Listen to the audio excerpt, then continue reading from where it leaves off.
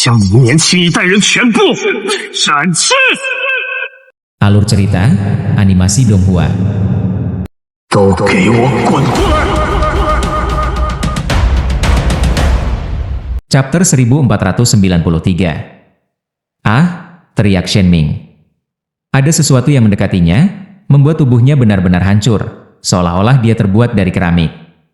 Dia tampak seperti dia bisa meledak kapan saja. Hai! Sanzang mengeluarkan raungan. Seluruh tubuhnya sangat kesakitan, anggota badan terpisah dari tubuhnya, organ dalam akan pecah juga. Sebuah bola cahaya terbang menuju Shenming, ingin memasuki tubuhnya. Pada saat yang sama, bola cahaya lain menyerbu Sanming, membuat tulang tubuhnya mengeluarkan suara gabeng-gabeng, terus-menerus pecah. Di kejauhan, Si Hao ngeri. Pada saat ini, dia tidak peduli tentang apapun lagi. Dia tidak lagi takut dua lainnya mengetahui rahasianya. Dengan suara kian, dia menggambar inti pedang abadi. Tentu saja, dia percaya bahwa keduanya tidak punya waktu untuk memperhatikan tempat ini, karena mereka sudah lama sibuk dengan masalah mereka sendiri, tidak memiliki perhatian ekstra untuk mengarahkan ke sini. Pada saat yang sama, Si Hao mengaktifkan kuali emas abadi kegelapan, menutupi dirinya di dalam. Adapun obat abadi, itu bahkan lebih licin, lama bersembunyi di dalam. Sebelum mendekati penutup kuali yang disegel, Si Hao mengayunkan pedangnya keluar, menghentikan objek itu agar tidak mendekat. Itu juga merupakan bola cahaya. Dia tidak tahu apa yang ada di dalamnya, tetapi dia jelas tidak ingin itu mendekati dirinya sendiri. Itu sangat menyakitkan. Shenming berteriak, wajahnya yang cantik terdistorsi, tubuh terbelah, retak, akhirnya hancur. Sementara itu, Sanzang juga seperti ini, pada dasarnya dipotong-potong. Ada banyak bagian tubuhnya yang lepas, darah berceceran di mana-mana, pemandangannya agak kejam. Pada saat ini, perubahan mengejutkan terjadi. Lampu langsung bergegas ke ruang di antara alis mereka. Tidak ada cara bagi mereka untuk menghentikan lampu ini, mereka segera bergegas masuk.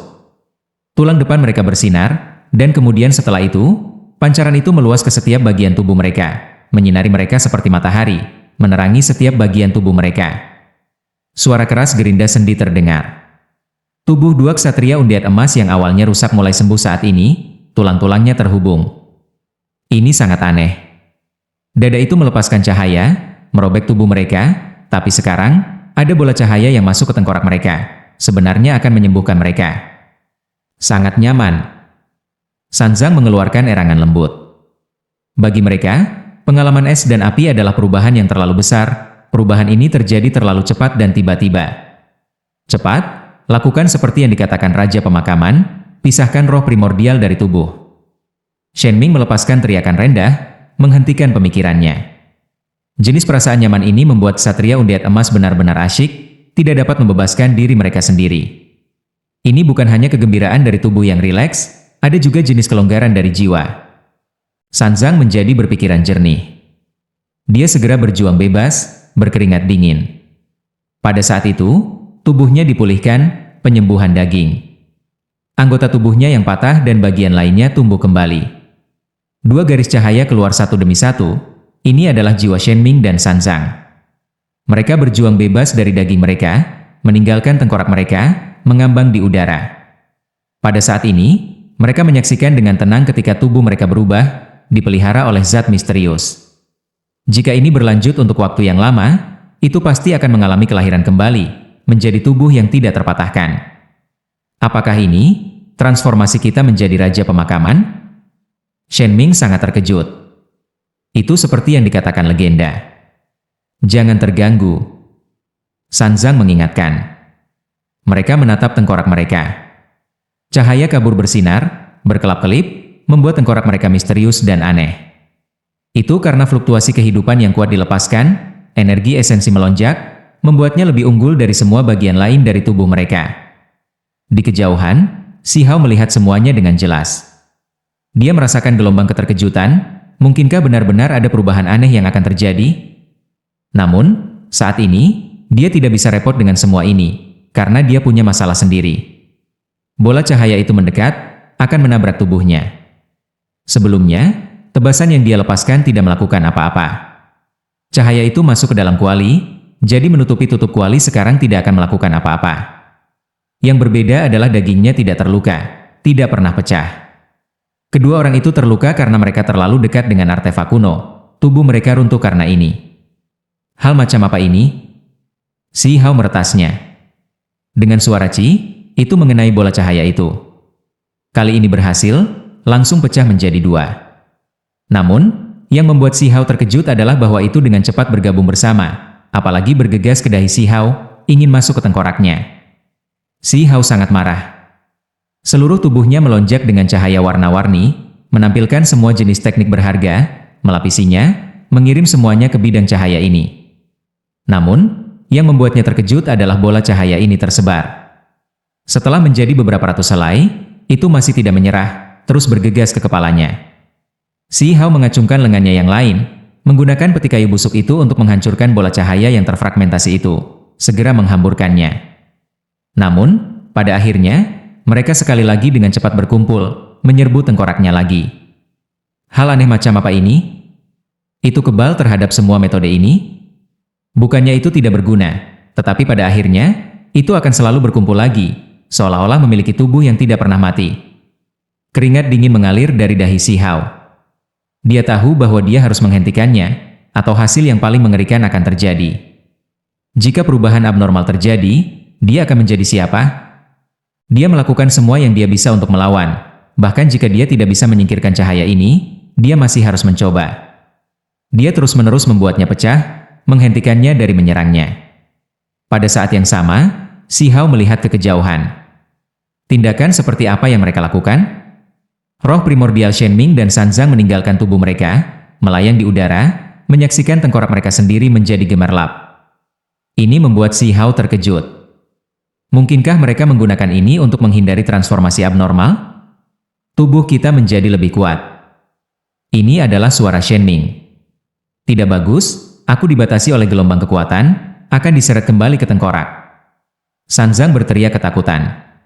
Pada akhirnya, dua roh primordial dari kedua Golden Undead Knights tertarik, akan memasuki keuntungan tengkorak mereka. Ini adalah perubahan yang mengejutkan, membuat keduanya menggigil ketakutan. Itu karena mereka berjaga-jaga, takut terjadi sesuatu yang tidak terduga. Mereka ingin meminjam artefak kuno asal untuk memperkuat tubuh mereka, memungkinkan mereka untuk meningkatkan langkah lebih jauh sementara roh primordial mereka tetap tidak terlibat. Namun sekarang, sepertinya ini tidak akan berhasil sama sekali. Ini bahkan dilakukan karena bimbingan Raja Pemakaman, membuat mereka terlebih dahulu memisahkan diri, mengamati perubahan seperti apa yang terjadi pada tubuh mereka. Hasilnya sekarang jelas, mereka gagal. Jika kita memasuki tengkorak kita seperti ini, apakah akan benar-benar ada transformasi abnormal? Ekspresi Shen Ming pucat.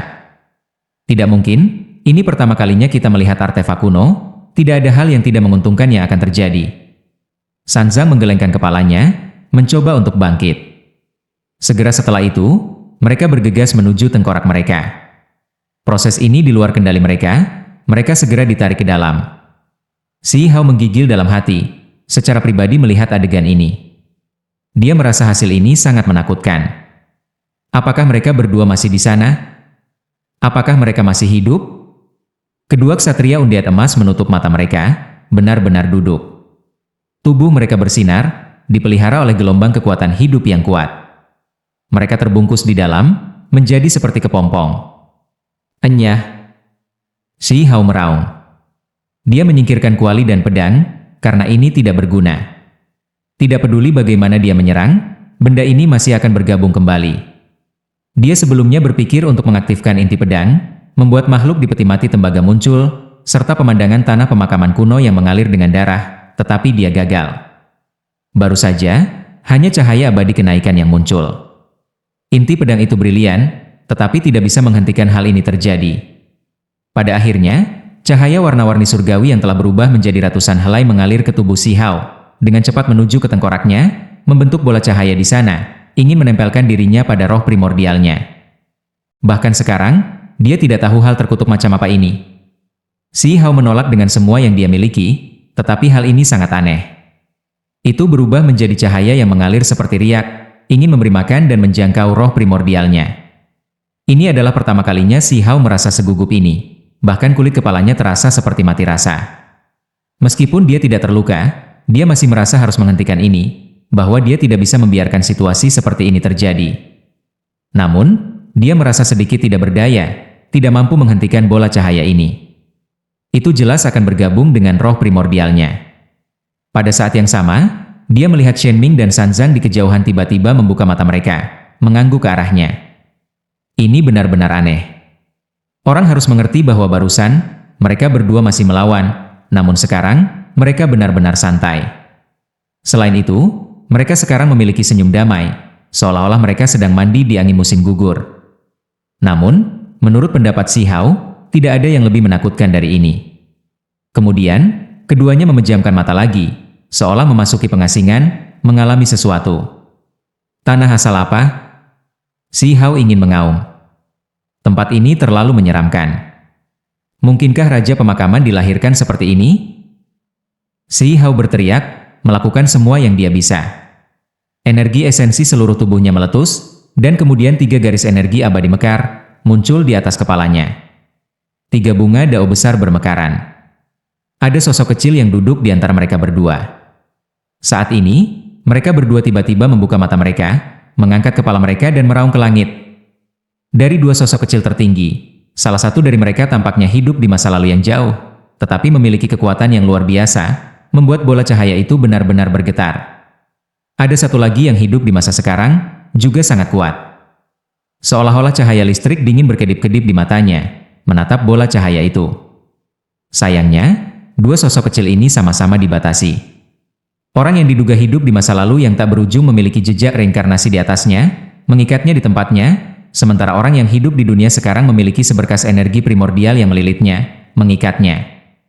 Meskipun demikian, mereka masih berjuang, memasuki tengkorak Si Hao. Ini benar-benar menghasilkan efek intimidasi.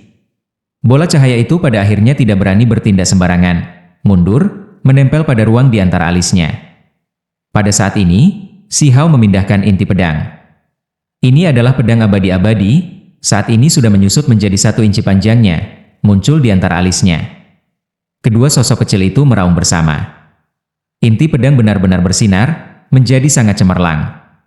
Kemudian, tanah pemakaman kuno muncul, darah mengalir. Sebuah peti mati tembaga mengapung di danau, sosok manusia itu duduk di sana. Ketika adegan ini muncul, bola cahaya itu tersebar, kali ini benar-benar musnah. Itu dengan cepat meledak, benar-benar hancur. Pada akhirnya, hanya tanda dangkal yang tersisa di antara alis Si Hao.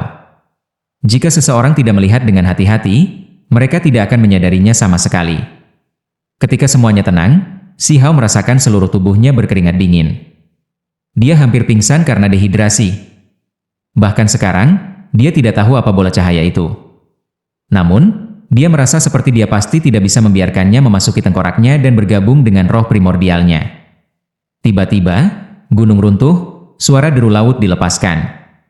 Dada di peron itu bergetar hebat, dan kemudian seluruh istana retak. Pada saat yang sama, gua kuno di luar bergetar, juga menghasilkan retakan yang padat. Gelombang energi yang kuat muncul. Pada saat yang sama, itu mengelilingi Si Hao, Shen Ming, dan Sanzang. Obat abadi bergetar. Itu bersembunyi di dalam tubuh Si Hao, dengan jelas melihat semuanya. Ini menghubungkan ini dengan beberapa rumor yang didengarnya sepanjang hidupnya yang tak ada habisnya, membuatnya menggigil jauh di lubuk hatinya. Shen Ming, Sanzang, apa kalian berdua baik-baik saja? Si Hao bertanya. Keduanya tidak menjawab, mata mereka tertutup rapat. Tiba-tiba, seberkas cahaya keluar dari dada, merobek kekosongan, membuka terowongan yang cemerlang, apalagi mengirim mereka ke dalamnya. Chapter 1494. Garis cahaya ini membuka lorong yang merobek kehampaan, menghubungkan ke dunia luar. Mereka langsung menghilang dari istana kuno ini begitu saja, meninggalkan burial abis. Selama proses ini, kekosongan terus meledak, dipenuhi dengan warna, sangat berbahaya. Bagian ini sangat tidak stabil, celah-celah kekosongan besar meretas dari waktu ke waktu. Jika ini mendarat di tubuh orang biasa, maka mereka akan langsung diretas. Si Hao bersembunyi di Darkness Immortal Gold Cauldron, memperlakukan situasi ini dengan serius, waspada. Mata kedua orang itu masih tertutup, tidak bangun, tetapi mereka beruntung, tidak ada celah kosong yang menyentuh mereka, tetap tidak terpengaruh selama ini. Suara keras terdengar. Mereka dikirim keluar dari lorong, memicu teriakan alarm. Mereka keluar. Mereka benar-benar berhasil keluar dengan selamat. Ini benar-benar kesempatan yang luar biasa. Mungkinkah mereka memiliki kesempatan untuk menjadi raja pemakaman? Jelas bahwa mereka tiba di atas Burial Abyss. Sekelompok Golden Undead Knights masih belum pergi. Ketika mereka melihat orang-orang di sana berjuang bebas, mereka semua tercengang, mengungkapkan keterkejutan yang luar biasa. Namun, bagian yang dibuka terlalu luar biasa. Itu disertai dengan cahaya sisa dari istana kuno, meledak melalui tempat ini dan memanjang langsung ke permukaan. Orang harus memahami bahwa batu gua bawah tanah ini sangat istimewa, sangat keras, sulit bahkan untuk obat-obatan berumur panjang untuk menggunakan bumi untuk melarikan diri, atau batu itu tidak akan terperangkap di sini. Namun sekarang, itu dengan mudah diledakkan oleh pancaran itu. Seberkas cahaya berkedip. Obat umur panjang melarikan diri, meninggalkan tubuh Si Hao, melarikan diri dalam asap dan debu. Semua ini terjadi terlalu cepat. Itu karena barusan, Si Hao masih berada di gua kuno, masih berdiri di istana, menghadapi ancaman hidup dan mati, mencoba memikirkan cara untuk menghadapinya, siapa sangka dia akan langsung melarikan diri darinya. Tempat berbahaya itu, dia dengan cepat mengejarnya. Meskipun dia mendapatkan petikai yang busuk, pohon umur panjang itu juga merupakan salah satu tujuannya. Jika dia bisa mendapatkannya, itu mungkin memecahkan masalah terbesar penatua Meng Tianzeng. Sebatang obat umur panjang pasti bisa menciptakan keabadian sejati, bahkan jika lingkungan berubah, tidak lagi mengizinkan kenaikan abadi. Namun, dia sangat disayangkan, obat abadi terlalu licin. Itu telah hidup untuk waktu yang tak terbatas, lama menjadi hidup. Saat ia melarikan diri dari istana kuno, ia memilih untuk lari, merebut satu-satunya kesempatan yang dimilikinya untuk lari. Si Hao bergegas ke permukaan dari vena pemakaman bawah tanah. Dia melihat tanaman yang subur dari semua jenis yang berbeda, hanya tidak melihat obat lama. Ini memenuhi dirinya dengan penyesalan yang tak tertandingi. Dia hanya sedekat itu. Obat lama awalnya bahkan di sisinya, namun dia masih membiarkannya pergi. Sinar matahari tersebar, hangat seperti tersebar di tubuh seseorang. Si Hao menundukkan kepalanya untuk melihat dunia bawah tanah, tempat itu agak dingin dan suram. Meskipun waktunya di bawah tanah singkat, seolah-olah dia berada di dunia yang sama sekali berbeda, jurang pemakaman yang gelap seperti neraka itu sendiri. Bawah tanah adalah dunia para ksatria mayat hidup. Si Hao berkata pada dirinya sendiri. Kemudian, dia dengan cepat pergi, berubah menjadi seberkas cahaya yang mengalir, menghilang dari tempat ini. Ketika dia baru saja pergi, beberapa ksatria mayat hidup bergegas ke permukaan. Sementara itu, Shen Ming dan San Zhang terbangun, menatap ke pegunungan yang jauh. Bagaimana menurut Anda? Apakah dia benar-benar ksatria undead emas rasku? Tanya Shen Ming. Kurasa tidak, kita akan bertemu dengannya lagi. Hehe. San Zhang tersenyum, kepalanya yang berambut emas panjang berkibar-kibar. Apa rencanamu? Tanya Shen Ming. Untuk melihat dunia luar. Karena seseorang bisa memasuki bumi pemakamanku, maka secara alami aku juga bisa memasuki dunia mereka, kata San Zhang. Ketika ksatria mayat hidup lainnya melihat keduanya, mereka semua merasa seperti mereka berubah. Ada perasaan yang tak terlukiskan tentang mereka. Mungkinkah karena mereka memperoleh keberuntungan alami di Burial Abyss? Seolah-olah aku kembali ke dunia yang dari dunia bawah. Si Hao berjalan di pegunungan surgawi, berkata pada dirinya sendiri. Berinteraksi dengan para Undead Knight benar-benar membuat dirinya sangat tertekan.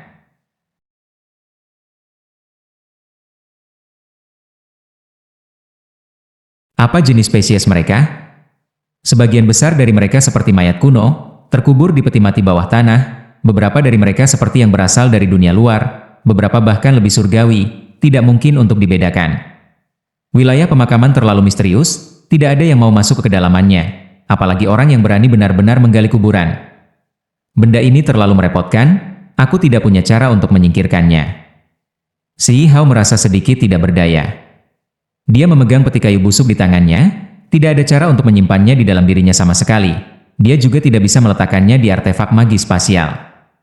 Jika dia terus membawanya di tangannya seperti ini, itu akan terlalu mencolok. Begitu makhluk asing melihatnya, mereka pasti tidak akan ragu untuk mengejarnya melintasi ratusan ribu li. Tentu saja, jika Anlan dan Shutuo tahu, maka mereka kemungkinan besar akan melintasi alam untuk membunuhnya dan merebut peti kayu busuk ini. Si Hao merasakan sakit kepala. Dia merasa keadaannya tidak terlalu baik. Jika dia ditemukan oleh singa takut, klan Gu, atau anak muda kaisar klan yang hebat, maka dia akan berada dalam bahaya. Dia harus bergegas dan kembali ke Imperial Pass. Kalau tidak, ada kemungkinan dia mati kapan saja. Di tempat terpencil, Si Hao menyerang peti kayu busuk dengan semua yang dia miliki, mencoba melihat apa yang ada di dalamnya. Akibatnya, cahaya warna-warni meluap, suaranya memekakan telinga, tapi tidak bergeming. Itu sejauh di mana dia menggambar inti pedang abadi, meretas dada, tapi itu juga tidak berguna. Peti ini sangat kokoh, tidak terbuka, tidak peduli apa yang dia lakukan. Inti pedang ini selalu bertindak pasif, tidak pernah mengambil inisiatif untuk menyerang. Ketika itu benar-benar menunjukkan kekuatannya setelah aku akan menggunakannya untuk meretas peti kayu ini. Si Hao tidak mau menerima hasil ini. Dia mengangkat kepalanya ke arah langit, dan kemudian menuju hutan pegunungan yang hijau. Tempat macam apa ini? Dia harus kembali, tapi dia pasti tidak bisa mengambil jalan melalui tempat para ksatria Undead tinggal. Tempat itu pasti mengarah ke tanah pemakaman kuno. Jika dia benar-benar menuju ke arah itu, maka dia pasti akan pergi selamanya. Tempat peti kayu busuk berada di antara pegunungan pengobatan surgawi, bumi pemakaman, dan hutan gunung binatang surgawi. Bumi pemakaman pasti tidak dapat diambil. Hutan binatang surgawi juga sangat berbahaya. Jangan bilang aku harus kembali melalui pegunungan pengobatan surgawi. Si Hao merasakan sakit kepala. Dia tidak tahu apakah orang-orang dari pihak asing masih bersembunyi di tempat itu. Jalan kembali akan sulit.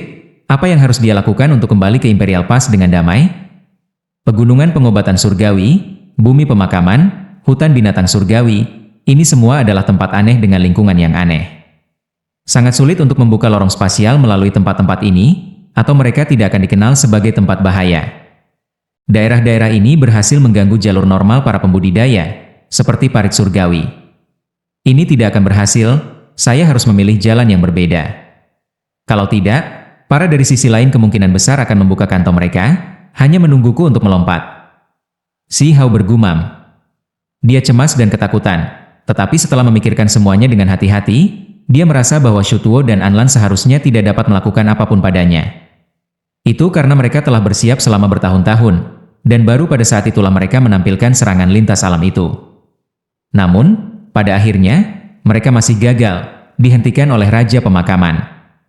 Jika mereka ingin mengambil tindakan lagi, tingkat kesulitan kemungkinan besar tidak terbayangkan, dan mereka harus menunggu lama. Namun, Si Hao tahu bahwa makhluk asing kemungkinan besar akan segera pindah dalam skala besar. Kenyataannya, dunia luar saat ini bahkan lebih tegang dari yang dia bayangkan, bahkan lebih menakutkan. Berita tentang Si Hao yang mengejar peti kayu busuk itu bocor, memicu keributan besar. Bahkan jika mereka tidak yakin apakah dia bisa menangkap tangkai obat abadi itu, ini menimbulkan badai yang mengejutkan. Di sisi lain, kemunculan artefak kuno menciptakan gangguan besar. Paling tidak, para pembudidaya di pegunungan pengobatan surgawi semuanya menjadi gila. Perintah telah lama dikeluarkan, yaitu bahwa Huang harus ditangkap tidak peduli biayanya. Tentu saja, mereka juga ingin menemukan batang obat itu. Obat umur panjang itu sangat berharga, tetapi menurut mereka, nilainya jauh lebih rendah daripada peti kayu yang busuk. Alasan mengapa itu dikejar sepenuhnya karena peti itu. Saya menolak untuk percaya bahwa Huang dapat menangkap obat abadi itu. Benda itu terlalu licik, ia bisa terbang ke langit dan melarikan diri melalui bumi, memiliki keunggulan bawaan. Ini adalah penilaian 90% orang.